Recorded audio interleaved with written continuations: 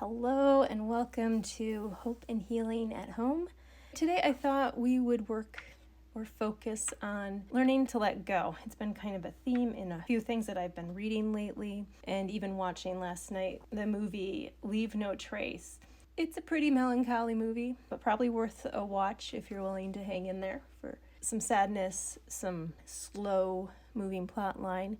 I think the main point of the movie, at least from my perspective as I watched it, was that at some point you have to release people. The story starts out with a father and daughter living a quite peaceful, relaxed existence in the woods. And then they're discovered and they're forced apart by social services and the law, and then they're allowed to come back together. But they have to follow society's rules in order to stay together. And at some point, he just can't cut it. And they pack up and they leave no trace. And they go out, skipping a few parts of the story. He gets hurt in the woods. She's able to find help, and they're able to live in this community while he heals. And she decides she really likes it. And when he can't handle it and he needs to leave, she walks with him for a while and then realizes she doesn't suffer the same way he does, and she really wants that community, and so she leaves him behind. And it alludes to that they still connect somehow moving forward in life, but that they had to diverge trails. So I think there's a lot of messages in there to releasing pain, releasing relationships, even having a loose hold on the things that we consider needs and wants. I was thinking even about our beliefs about ourselves. Sometimes we need to leave those things behind so that we can move forward towards the next part of our life. In an artistic way, I was really inspired by Autumn Skye's art, and she uses very minimal supplies. She uses what appears to be charcoal and gold leaf. The images are powerful, even though she uses so very few supplies, so little color. Using her as the artistic inspiration today, and I'm using this movie of Leave No Trace, of letting go, and several Bible verses kept popping to mind. And then I searched for some other ones, and I'm like, oh yeah, that's a good one. So I'll read a little bit here, and I'll give links to a whole bunch of others. I think I found 9 that I thought were quite profound today. The first one here I'll just read is Isaiah 43, verses 18 through 19. Forget the former things. Do not dwell on the past. Look, I am doing a new thing, making a way in the wilderness and streams in the desert. Proverbs 4, verses 25 was, fix your gaze ahead. Give careful thought to the paths of your feet. And then there were other verses from Isaiah, 2 Corinthians, Colossians, Ephesians, Philippians, Hebrews, Romans. I will post those because I think they're very encouraging to this idea of letting go. What are these things in our lives that we need to let go, to release, so that we can grab a hold and move towards the good things in our life? What are those things? And I wrote a few down here as I was thinking about it earlier. Things that we might need to let go of. Forgiveness would be part of that. It's part of the grief process. Sometimes we need to release relationships. Sometimes those are romance. Sometimes they are friendship. Perhaps they're even professional or family relationships. Sometimes we need to release people to go their route and not drag us down or hold us back any further. And that is hard, guys. I get this, that it is very hard to know when to let go of things. False shame, false beliefs about ourselves, hurt, old habits. And we need to release those things so that there's room and energy for us to begin clinging to and pursuing things like truth, hope, new ways of doing things, new ways of interacting, new ways of pursuing dreams and careers, and clinging to beauty. Those are a couple things that popped into my mind as I prepared today. Hopefully they inspired you to come up with your own list. And I think there's a few ways to go about processing and digging a little deeper for ourselves, allowing ourselves to thoughtfully examine our lives. Just as I'm looking around here, other things that we would need to release in order to cling to something new. You know, when you're planting a garden, you need to release the weeds. You need to dig up the crunchy soil, dig out the old plants so that you can plant the new seeds and get the new growth. I must be on a gardening kick.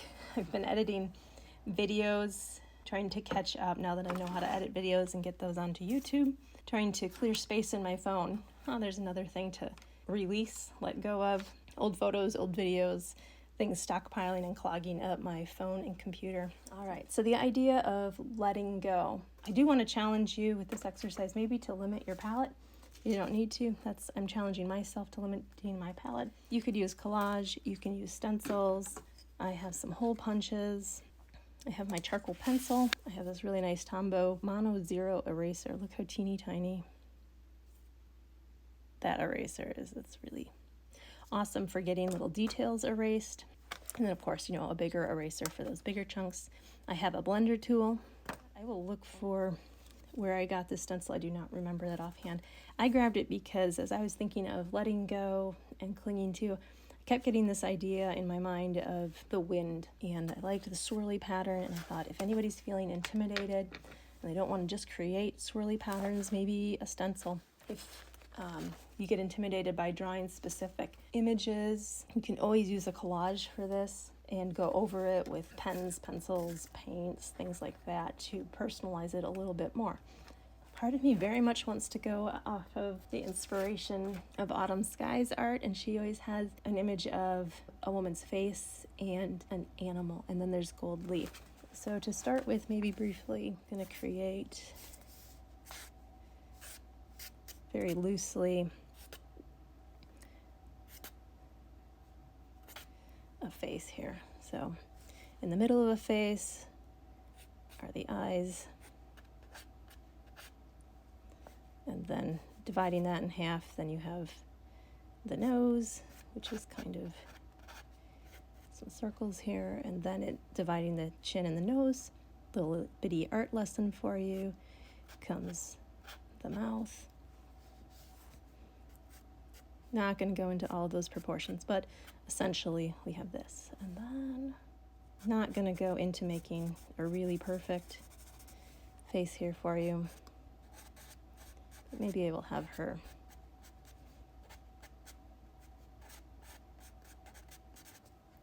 looking right at us. And I will go quickly and very rough on the sketch, and I'll probably flush this out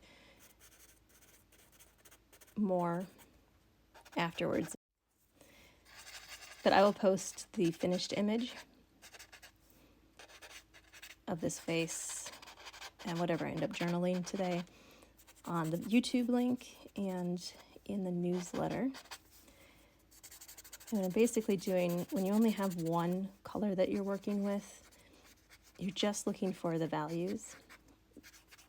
And I realize this is not an art lesson, but a few little tips here to help create an image that you might be pleased with is looking for the values, looking for the darker darks, looking for the lighter lights, thinking of where the sun or the light might be coming in. And as your face is 3D, where those shadows are going to fall, where those highlights are going to fall, and wherever the shadow falls, you're just going to keep adding layers of the color you're using, whether it's charcoal or a colored pencil, any color you want. If you're using paints, you would use the more pure form of whatever color you choose, and for the lighter parts, you'd add more and more white. Let's see, maybe a little shadow under the lip where the chin kind of divots in. Some shadows where those cheekbones are. So again, just going to keep this part very, very rough.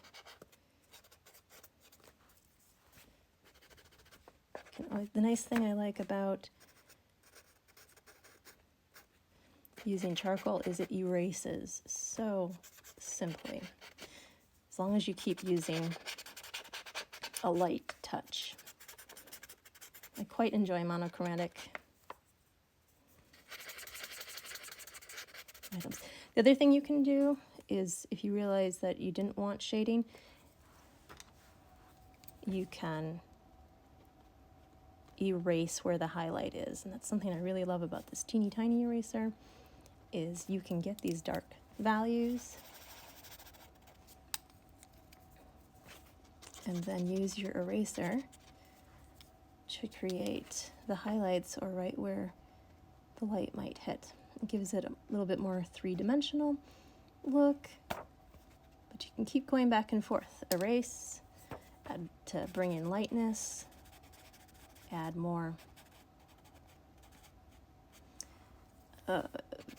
of your material, whatever you're using, to add more darkness and depth. But as you're doing this, think about the things that you believe about yourself.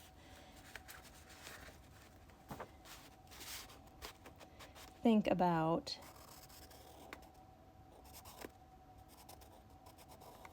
the things that maybe are weighing you down.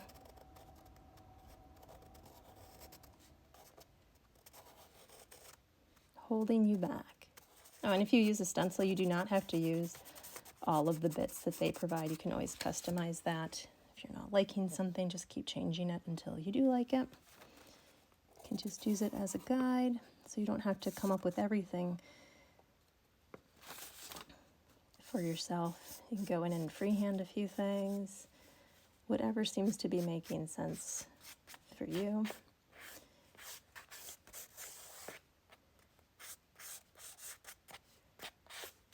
For the imagery that you're wanting to create. And I'm just gonna have some wind sweeping her hair. Again, that's what I was thinking of. You do not have to use this idea at all.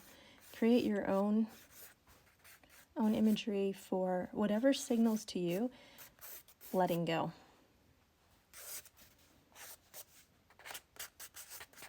Until you get the imagery the way you want.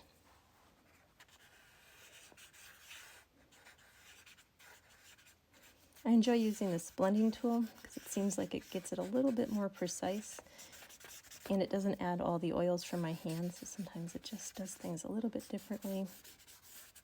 But you can totally use your hand. This blends nicely with your hand too. You can use, if you put a lot of charcoal on, you can use paint brushes to blend, and the reason that maybe you'd want to blend some large chunks is that you can again come in with a highlight with your eraser to create highlights and more depth and dimension to that. The next thing I'm going to do on here is, as I think of what I want to let go, what do I want the wind to sweep away in this image. I might do some journaling about what those things are. I might write them in her hair. I might add some actual imagery, like with collage or something, to represent better what are those things that I'm feeling like I need to release in my life. What do I need to let go? What's holding me back today or this year or just this moment? What are things, beliefs about myself that need to, fade away right now? Maybe I will write them and create this dark shadow in here. Not exactly sure. Again, you can keep adding layers. You can add paint. You can add other supplies. You can play around with like what kind of marks the tips of things leave and the sides of pencils. You can use paints, ink tints. You can add tons of color if you want. You can use the collage. And again, I'm just basing this today off of my inspiration artist, Autumn Skye, and her very limited palette. For some reason, keeps capturing my attention on Instagram. And I could sit here and play with this face for a while, and I'm not going to do that. I just want to give you guys some inspiration for creating your imagery. It does not have to be a face. Work on that until you like it, allowing that idea of what do I need to release? How do I need to clarify my thoughts, my focus, myself? Maybe there's things in your house that you need to, go through the closet and release so that you can start something new. Maybe there's habits with food or body movement, or maybe you need to release some books, so that you can get some new ones. Maybe you need to give up on the idea that you're going to actually read. Those piles of books that you've had storing up for quite a while, and need to recognize you're not actually going to get them, and release them, allow them to move forward to someone else so that you can start reading, start taking those courses that you need to take for yourself right now. Or allow yourself permission to release things, time commitment things, so that you can make time for those things that are actually important to you. And I'm going to represent those new things, those things that I want to be focusing on with this gold. So I'm going to pretend this is gold leaf. You can actually go out and buy gold leaf and glue it on in any shape you want. You could cut this out into different shapes. I don't have my scissors with me, but today I'm just going to go with a hole punch because, again, I'm trying to keep things simple so that my mind is free to roam and think about what is it that I want to focus on? What is it that I want to be moving forward to in my life? What are these good things that I want to be planting in my mind, in my habits? When I get my face and this background imagery the way I want it and I'm pleased with it, the final bit will be gluing on these little polka dots of gold. I was just looking around. I have a pot of gold, basically, that you can put a paintbrush in and draw different shapes. But that's the idea today. What do you need to let go of so that you can move forward and cling to the things that bring hope, beauty, truth into your life? And allowing yourself permission to say, you know what, I've given enough energy to that, whether that's a job, a relationship, a project, a book, pain, an old wound, an old memory. And while I do agree that there is value in examining and looking back at those things, it does not do us any good to dwell on them and continue to place our identity and tons of energy in those things that have hurt us and that are stagnant and not allowing us to move forward with life, with goals, with hopes and dreams. We want to be able to feel hopeful. There is a path forward, no matter what darkness has surrounded us, no matter what things have bound us up and held us back. There is a path forward. There is a breakthrough. Freedom, healing, transformation are all possible. So hopefully this inspires you. Again, collage, painting, drawing materials. Give it a try. You could do it all in writing if you want to. I like to use imagery. There's just something about it that allows my brain to go someplace new that I can catch with just glancing at the page, and all the ideas and the insights and the things that came to me as I do this come flooding back with an image. And I will have lots more questions, details, ideas for using this activity and gaining some more deeper insights in the newsletter. And you can sign up for that at HopeandHealingatHome.com. Put those out every week to help take these art therapy lives a little bit deeper. I want them to be a benefit for you.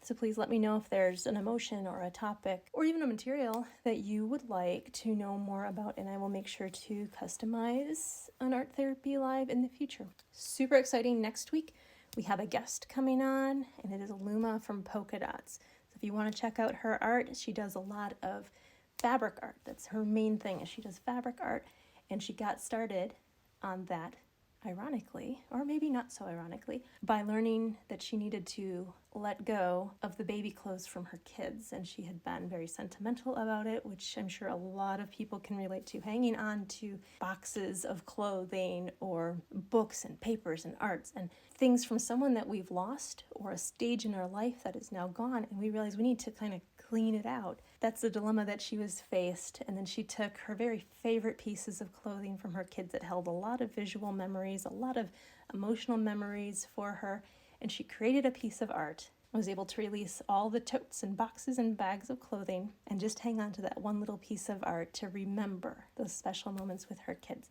So that is our guest for next week. I'm really excited for you to meet her. She's got some fun things coming up on the horizon. Thanks for watching, whether it was live or on the replay or on YouTube. Let us know what you thought of today's activity, if it inspires you to do something new, to move towards transformation, letting go of the old to make room for the new.